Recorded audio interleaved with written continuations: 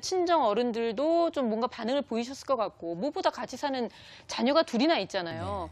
참 남자아이가 없는 게 다행이다 싶을 정도로 그나마 딸들이니까 그거를 따라 안 했지 아들이면 막 따라도 했을 것 같고 이 자녀들의 반응도 궁금하거든요. 여러 가지로 아마 걱정이 되실 것 같아요. 네. 주변의 반응도 그렇고 그 아내가 현명하게 이제 본인 스스로 이걸 해결할 수 있다는 생각에 주변에 처음에는 알리지 않았다고 합니다. 그런데 너무나 우울증이 심해서 이제는 혼자서 해결할 수 없다는 생각이 들어서 시댁 시어머니께 말씀을 드렸는데 시어머니가 반응을 남편하고 비슷하게 보였던 사회생활에 스트레스가 많고 외도하는 거나 술 문제보다는 더 심각하지 않으니까 그냥 좀 이해를 해라 이런 식으로 하면서 더 상처를 입게 됐고요. 또 처음에 반대하는 결혼을 했기 때문에 친정어머니께는 이런 부분들을 이렇게 드러낼 수가 없었다고 합니다. 그러다 보니까 표현할 데도 없고 그래서 이게 혼자 끙끙 앓으면서 더 우울증에 이렇게 빠졌고 남편한테 같이 얘기하자고 해도 남편은 전혀 반응이 없었기 때문에 어려워졌고요. 또 아이가 지금 굉장히 큰 문제인데요. 네.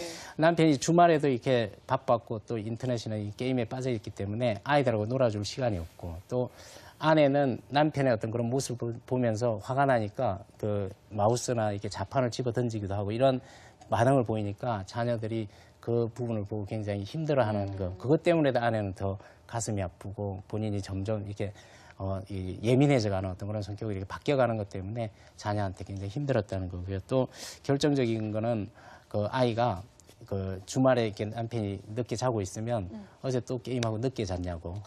아이가 아버지한테 또 그런 식으로 이렇게 얘기할 애 정도. 입에서 그런 얘기가 나오는 걸 들으면 이제 엄마 입장에서 참 진짜 애 볼 면목도 없고 진짜 가슴이 답답한 거죠.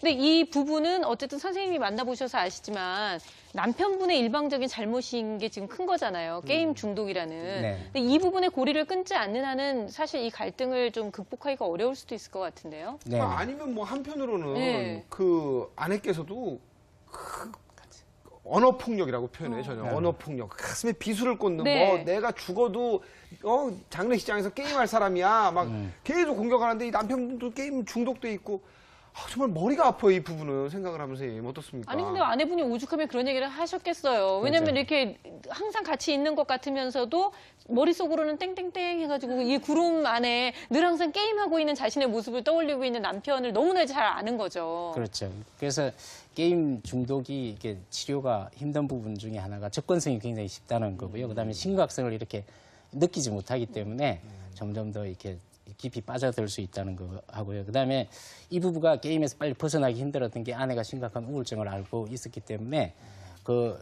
아내가 여유 있게 그 부분에 이렇게 대처하기가 굉장히 힘들었다는 겁니다. 네. 그리고 조금 전에 이제 죽어도 게임을 할 사람이라고 얘기를 했는데 그게 비수가 될 수도 있죠, 남편한테는. 하지만 아내 입장에서는 내가 죽을 때조차도 날 버리겠구나 그렇죠. 할 정도로 마음에 굉장히 심각한 상처를 안고 있다는 걸 우리가 이해를 하고 이 아내가 가진 그 마음에 다가가는 게 굉장히 치료하는 데 중요한 부분이라는 그러니까 기본적으로 남편이 나를 지켜줄 거라고 하는 신뢰와 믿음이 다 그냥 무너져 버리는 상황이죠. 되게. 그렇죠. 근데 그렇게 볼 수 있는 거죠. 사실 그 남편은 게임에 중독이 돼 있고 네. 또 그것 때문에 이제 계속 힘들어져가지고 아내가 우울증에 걸리잖아요.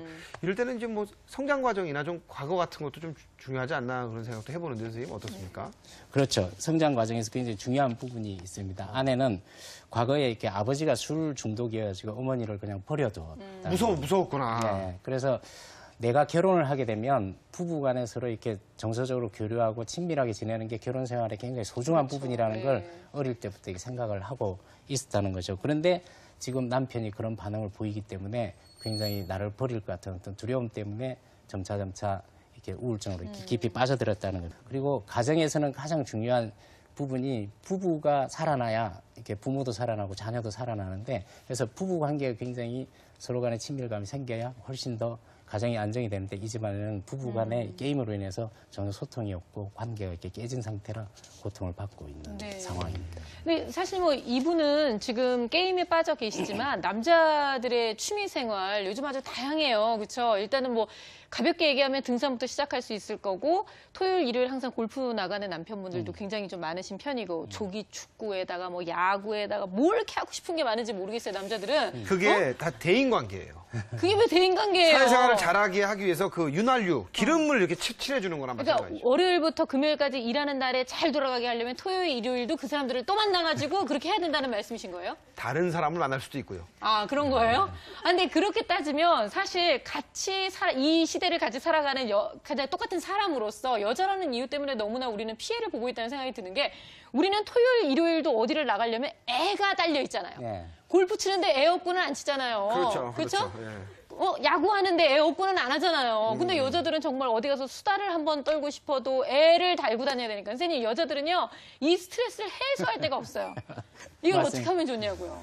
방금 생민 씨 얘기처럼 남편은 가족을 위해서 밖에서 열심히 뛰어다니는 것도 가정을 위한다고 이렇게 네. 생각을 하고 있고요. 아내는 결혼하면서 무게중심을 가정으로 하고 옮아왔습니다. 그래서 직장도 그만두고 자녀 양육에 이렇게 최선을 다하고 있는데 남편은 여전히 취미생활, 그러니까 게임을 하면서 이게 이 가족을 위한다는 어떤 그런 생각이나 이런 아니, 생각을 갖고 취미생활을 하면서 어떻게 가족을 위한다는 얘기를 왜냐하면 하니까요. 취미생활을 해야 자기가 직장에서 이렇게 잘 집중을 할 할 수 수 있다. 있거든. 다시 이런 이제 생각 때문에 어. 점차점차 이렇게 두 사람 사이에서는 갈등이 심해요. 마음을 리플레시 할 수 있는 거죠. 근데 무슨 여성분들 리프레시예요, 리프레시는. 그래야 월요일날 다시 출근해서 에너지 재충전. 우리도 애 키우려면 리프레시가 필요해요. 무슨 야구를 하는데 취미생활